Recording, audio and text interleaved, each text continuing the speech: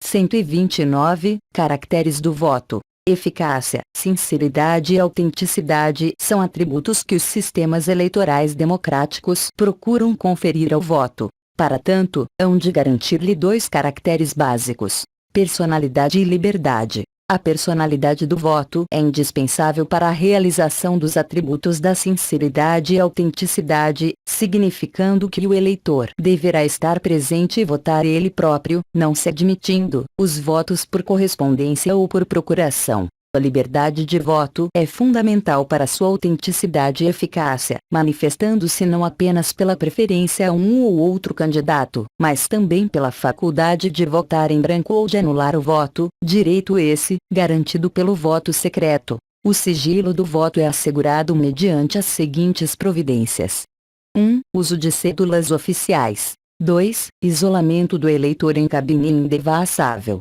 3. Verificação da autenticidade da cédula oficial.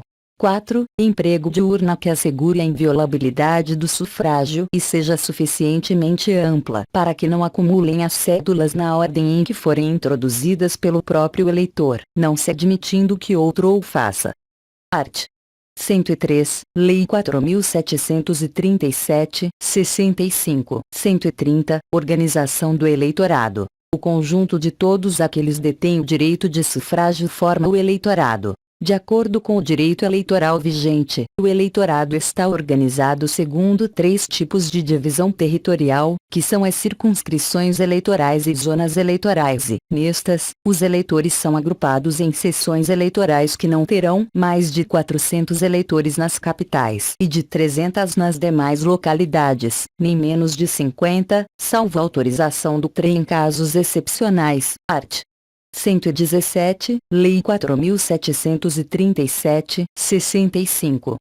131, Elegibilidade e condições de elegibilidade. Consiste no direito de postular a designação pelos eleitores a um mandado político no Legislativo ou no Executivo. As condições de elegibilidade e as inelegibilidade variam em razão da natureza ou tipo de mandato pleiteado. A CF rola no art.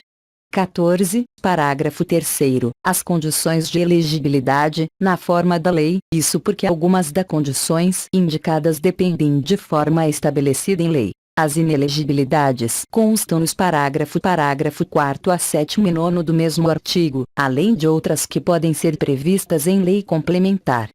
Sistemas eleitorais. 132, as eleições. A eleição não passa de um concurso de vontades juridicamente qualificadas visando operar a designação de um titular de mandato eletivo. As eleições são procedimentos técnicos para a designação de pessoas para um cargo ou para a formação de assembleias. O conjunto de técnicas e procedimentos que se empregam na realização das eleições, destinados a organizar a representação do povo no território nacional, se designa sistema eleitoral. 133, reeleição. Significa a possibilidade que a Constituição reconhece ao titular de um mandato eletivo de pleitear sua própria eleição para um mandato sucessivo ao que está desempenhando. 134, o sistema majoritário. Por esse sistema, a representação, em dado território, cabe ao candidato ou candidatos que obtiverem a maioria dos votos. Primeiramente ele se conjuga com o sistema de eleições distritais, nos quais o eleitor há de escolher entre candidatos individuais em cada partido, isto é, haverá apenas um candidato por partido. Em segundo lugar pode ser simples, com maioria simples, como pode ser por maioria absoluta. O direito constitucional brasileiro consagra o sistema majoritário. A, por maioria absoluta, para a eleição do presidente, 77, do governador, 28, e do prefeito, 29, e B, por maioria relativa, para a eleição de senadores federais. 135, o sistema proporcional. É acolhido para a eleição dos deputados federais, 45, se estendendo às assembleias legislativas e às câmaras de vereadores. Por ele, pretende-se que a representação em determinado território se distribua em proporção às correntes ideológicas ou de interesse integrada nos partidos políticos concorrentes. O sistema suscita os problemas de saber quem é considerado eleito e qual o número de eleitos por partido, sendo, por isso, necessário determinar a. Votos válidos. Para a determinação do quociente eleitoral contam-se, como válidos, os votos dados à legenda partidária e os votos de todos os candidatos. Os votos nulos e brancos não entram na contagem. 77, parágrafo 2º. B. Quociente eleitoral. Determina-se o quociente eleitoral, dividindo-se o número de votos válidos pelo número de lugares a preencher na Câmara dos Deputados, ou na Assembleia Legislativa Estadual, ou na Câmara Municipal, conforme o caso, desprezada a fração igual ou inferior a meio, arredondando-se para 1, a fração superior a meio. C. Quociente partidário. É o número de lugares cabível a cada partido, que se obtém dividindo-se o número de votos obtidos pela legenda pelo quociente eleitoral, desprezada a fração. D. Distribuição de restos. Para solucionar esse problema da distribuição dos restos ou das sobras, o direito brasileiro adotou o método da maior média, que consiste no seguinte: adiciona-se mais um lugar aos que foram obtidos por cada um dos partidos. Depois, toma-se o número de votos válidos atribuídos a cada partido e divide-se por aquela soma. O primeiro lugar a preencher caberá ao partido que obtiver a maior média. Repita-se a mesma operação tantas vezes quantos forem os lugares restantes que devem ser preenchidos, até sua total distribuição entre os diversos partidos.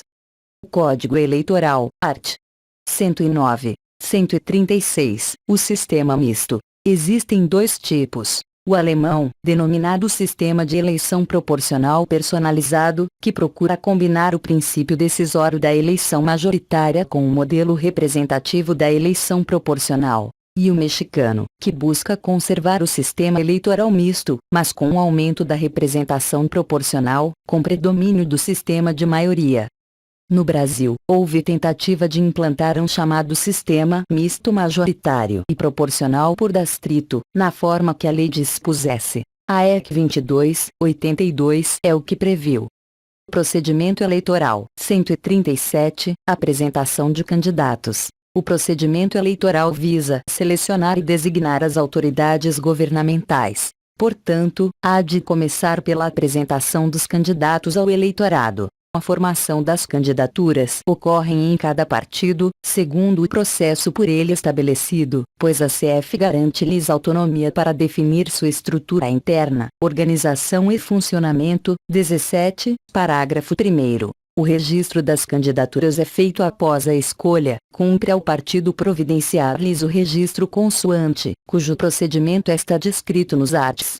87 a 102 do Código Eleitoral. Propaganda. É regulada pelos arts. 240 a 256 do Código Eleitoral. 138. O escrutínio. É o modo pelo qual se recolhem e apuram os votos nas eleições. E é nesse momento que devem concretizar-se as garantias eleitorais do sigilo e da liberdade de voto, arts. 135 a 157, de 158 a 233, Código Eleitoral. 139, o contencioso eleitoral. Cabe à Justiça Eleitoral, e tem por objetivo fundamental assegurar a eficácia das normas e garantias eleitorais e, especialmente, coibir a fraude, buscando a verdade e a legitimidade eleitoral. Arts. 118 a 121, Direitos políticos negativos. 140, Conceito. São aquelas determinações constitucionais que, de uma forma ou de outra, importem em privar o cidadão do direito de participação no processo político e nos órgãos governamentais. 141. Conteúdo. Compõe-se das regras que privam o cidadão, pela perda definitiva ou temporária, da totalidade dos direitos políticos de votar e ser votado, bem como daquelas regras que determinam restrições à elegibilidade do cidadão. 142. Interpretação. A interpretação das normas constitucionais ou complementares relativas aos direitos políticos deve tender à maior compreensão do princípio, deve dirigir-se ao favorecimento do direito de votar e de ser votado, enquanto as regras de privação e restrição hão de entender-se nos limites mais estreitos de sua expressão verbal, segundo as boas regras de hermenêutica. Privação dos direitos políticos. 143. Modos de privação dos direitos políticos. A privação definitiva denomina-se perda dos direitos políticos. A temporária é sua suspensão. A Constituição veda a cassação de direitos políticos, e só admite a perda e suspensão nos casos indicados no art. 15. 144. Perda dos direitos políticos. Consiste na privação definitiva dos direitos políticos, com o que o indivíduo perde sua condição de eleitor e todos os direitos de cidadania nela fundados. 145. Suspensão dos direitos políticos. Consiste na sua privação temporária. Só pode ocorrer por uma dessas três causas: incapacidade civil absoluta, condenação criminal transitada em julgado, enquanto durarem seus efeitos, improbidade administrativa. 146. Competência para decidir sobre a perda e suspensão de direitos políticos. Decorre de decisão judicial, porque não se pode admitir a aplicação de penas restritivas de direito fundamental por via que não seja a judiciária, quando a Constituição não indique outro meio. O Poder Judiciário é o único que tem poder para dirimir a questão, em processo suscitado pelas autoridades federais em face de caso concreto. Reaquisição dos direitos políticos. 147. Reaquisição dos direitos políticos perdidos. É regulada no art. 40 da Lei 818/49, que continua em vigor sobre a matéria. A regra é: quem os perdeu em razão da perda de nacionalidade brasileira, readquirida esta, ficará obrigado a novo alistamento eleitoral, reavendo, assim, seus direitos políticos. Os perdidos em consequência da escusa de consciência, art. 40 da Lei 818/49, admite-se uma analogia à Lei 8.239/91, que prevê essa reaquisição, quando diz que o inadimplente poderá a qualquer tempo regularizar sua situação mediante cumprimento das obrigações devidas, art. 4º, parágrafo 2º. 148. Reaquisição dos direitos políticos suspensos. Não há norma expressa que preveja os casos e condições dessa reaquisição. Essa circunstância, contudo, não impossibilita a recuperação desses direitos, que se dará automaticamente com a cessação dos motivos que determinaram a suspensão. Inelegibilidades. 149. Conceito. Inelegibilidade revela impedimento à capacidade eleitoral passiva, direito de ser votado. 150. Objeto e fundamento. Tem por objeto proteger a probidade administrativa, a normalidade para o exercício do mandato, considerada a vida pregressa do candidato, e a normalidade e a legitimidade das eleições contra a influência do poder econômico ou o abuso do exercício de função, cargo ou emprego na administração direta ou indireta, art. 14, parágrafo 9. Possuem um fundamento ético evidente, tornando-se ilegítimas quando estabelecidas com fundamento político ou para assegurarem o domínio do poder por um grupo que o venha detendo. 151. Eficácia das normas sobre inelegibilidades. As normas contidas nos parágrafo 4º a 7º, do art. 14, são de eficácia plena e aplicabilidade imediata, para incidirem, independente de lei complementar referida no parágrafo 9º do mesmo artigo.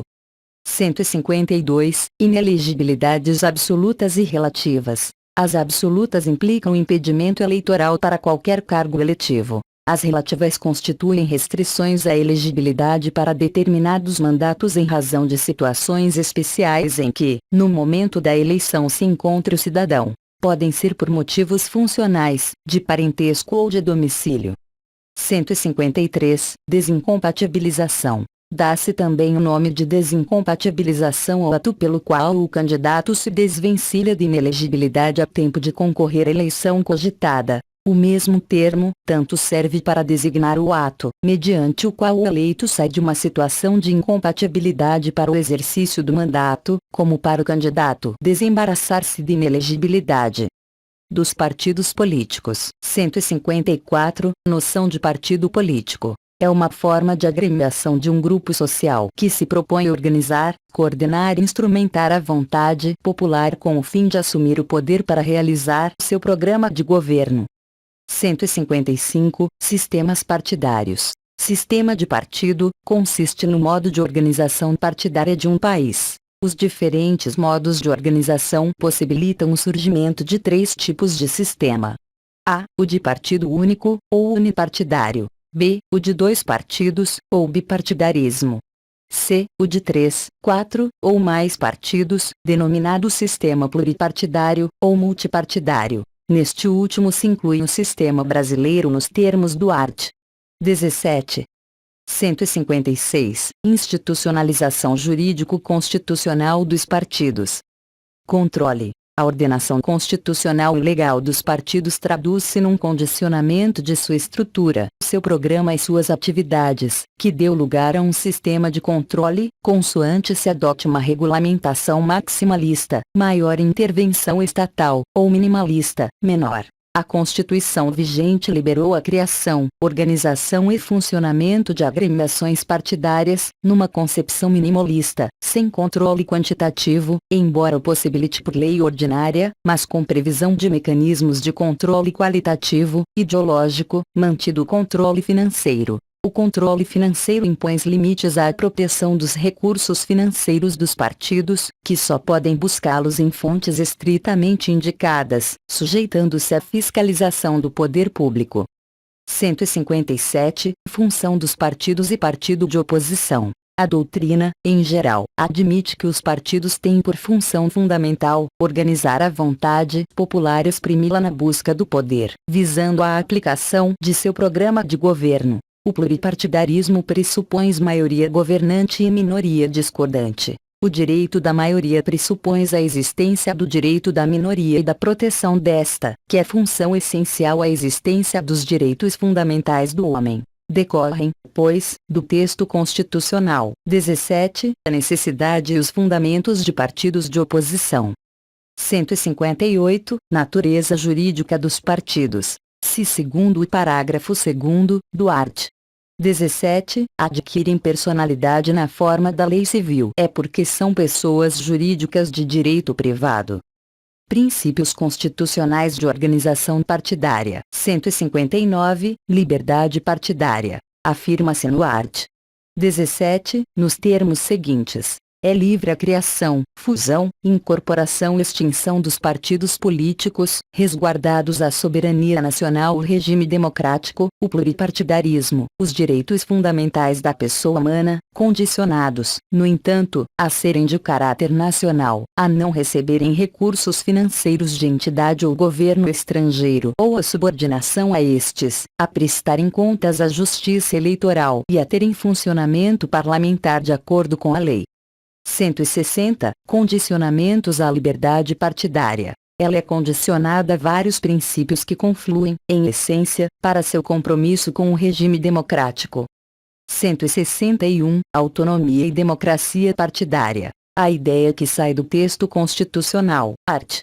17, parágrafo 1º, é a de que os partidos hão que se organizar e funcionar em harmonia com o regime democrático e que sua estrutura interna também fica sujeita ao mesmo princípio. A autonomia é conferida na suposição de que cada partido busque, de acordo com suas concepções, realizar uma estrutura interna democrática. 162, disciplina e fidelidade partidária. Pela CF, não são uma determinante da lei, mas uma determinante estatutária. Os estatutos dos partidos estão autorizados a prever sanções para os atos de indisciplina e de infidelidade, que poderão ir de simples advertência até a exclusão. Mas a Constituição não permite a perda de mandato por infidelidade partidária, até o veda. Partidos e representação política. 163, partidos e elegibilidade. Os partidos destinam-se a assegurar a autenticidade do sistema representativo, sendo assim, canais por onde se realiza a representação política do povo, não se admitindo candidaturas avulsas, pois ninguém pode concorrer a eleições se não for registrado num partido. 14, parágrafo 3º, v. 164, partidos. Exercício do mandato. Uma das consequências da função representativa dos partidos é que o exercício do mandato político, que o povo outorga a seus representantes, faz-se por intermédio deles, que, desse modo, estão de permeio entre o povo e o governo, mas não no sentido de simples intermediários entre dois polos opostos ou alheios entre si, mas como um instrumento por meio do qual o povo governa. 165, Sistema partidário e sistema eleitoral. Ambos formam os dois mecanismos de expressão da vontade popular na escolha dos governantes. A circunstância de ambos se voltarem para um mesmo objetivo imediato, a organização da vontade popular, revela a influência mútua entre eles, a ponto de a doutrina definir condicionamentos específicos do sistema eleitoral sobre o de partidos. Garantias constitucionais, direitos e suas garantias. 166. Garantia dos direitos. Os direitos são bens e vantagens conferidos pela norma, enquanto as garantias são meios destinados a fazer valer esses direitos, são instrumentos pelos quais se asseguram o exercício e gozo daqueles bens e vantagens. 167. Garantias constitucionais dos direitos. Se caracterizam como imposições, positivas ou negativas, especialmente aos órgãos do poder público, limitativas de sua conduta, para assegurar a observância ou, o caso, inobservância do direito violado. 168. Confronto entre direitos e garantias. A lição de Rui Barbosa. Convém olhar os exemplos que estão nas páginas 414 e ss. Para entender o assunto, que é muito extenso para resumir, sendo necessário olhar na íntegra. 169. Classificação das garantias constitucionais especiais. Nos termos do direito constitucional positivo, elas se agrupam. 1. Garantias constitucionais individuais, compreendendo princípio da legalidade, da proteção judiciária, a estabilidade dos direitos subjetivos adquiridos, perfeitos e julgados, a segurança, e os remédios constitucionais. 2. Garantias dos direitos coletivos. 3. Dos direitos sociais. 4. Dos direitos políticos. Garantias constitucionais individuais. 170. Conceito. Usaremos a expressão para exprimir os meios, instrumentos, procedimentos e instituições destinados a assegurar o respeito, a efetividade do gozo e a exigibilidade dos direitos individuais, os quais se encontram ligados a estes entre os incisos do art. 5º. 171. Classificação. Apenas agruparemos em função de seu objeto em legalidade, proteção judiciária, estabilidade dos direitos subjetivos, segurança jurídica e remédios constitucionais. Princípio da legalidade. 172. Conceito e fundamento constitucional. O princípio da legalidade sujeita-se ao império da lei, mas da lei que realize o princípio da igualdade e da justiça não pela sua generalidade, mas pela busca da equalização das condições dos socialmente desiguais. Está consagrado no inciso 2º, do art. 5º, segundo o qual ninguém será obrigado a fazer ou deixar de fazer alguma coisa senão em virtude de lei.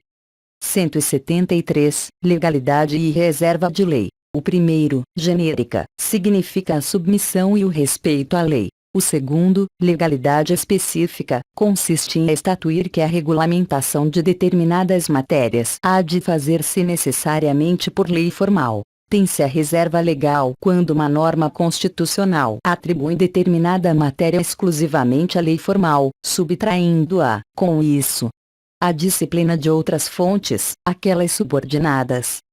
174. Legalidade e legitimidade. O princípio da legalidade de um Estado democrático de direito assenta numa ordem jurídica emanada de um poder legítimo, até porque, se o poder não for legítimo, o Estado não será democrático de direito, como proclama a Constituição. Art.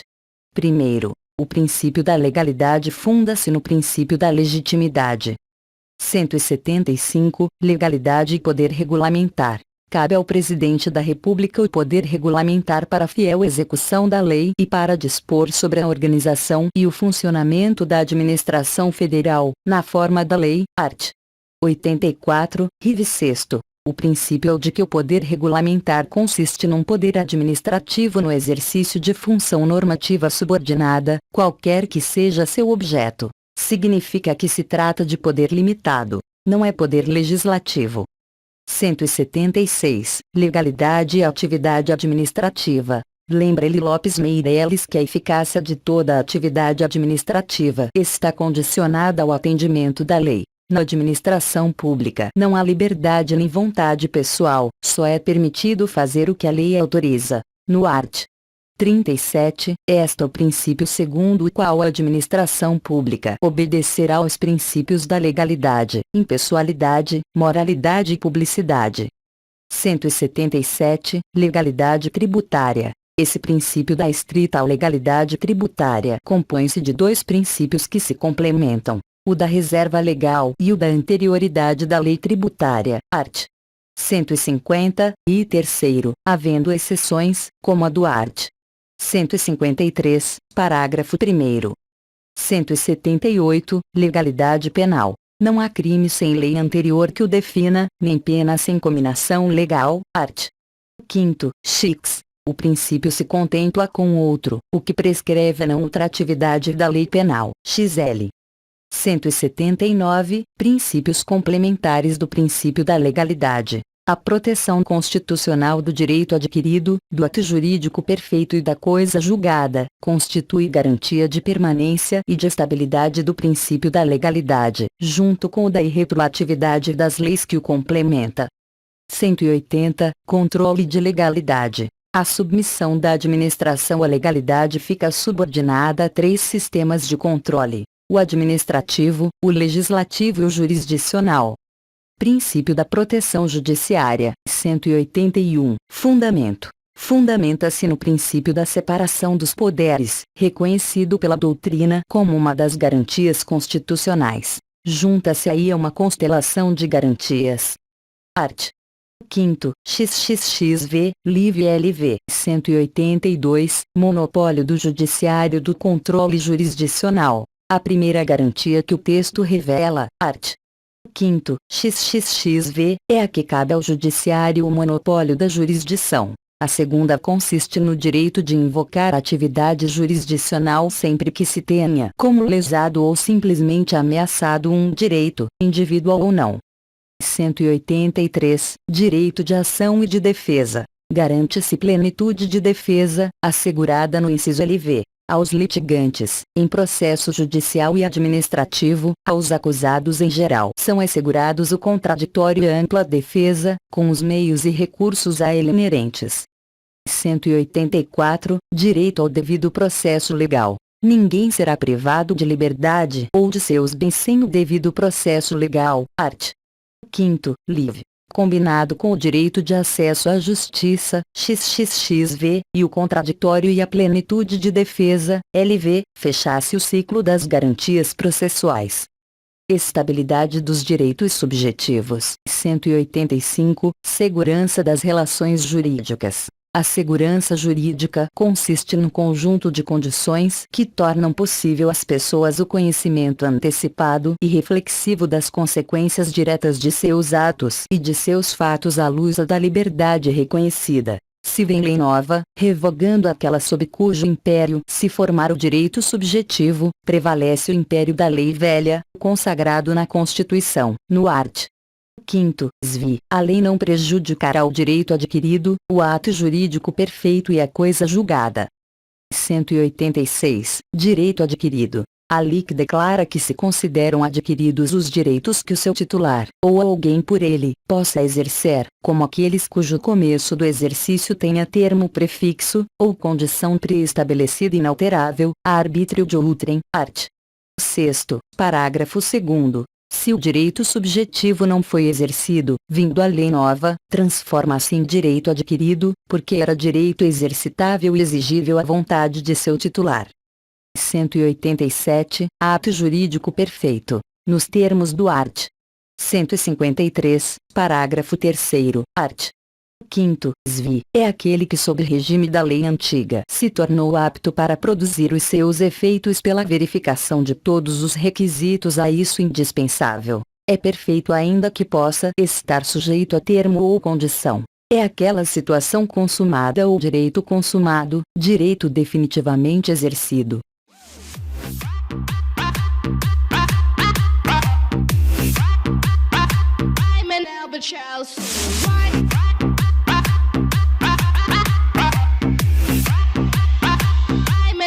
Your Lori said she was a mouse, smoked the cheese.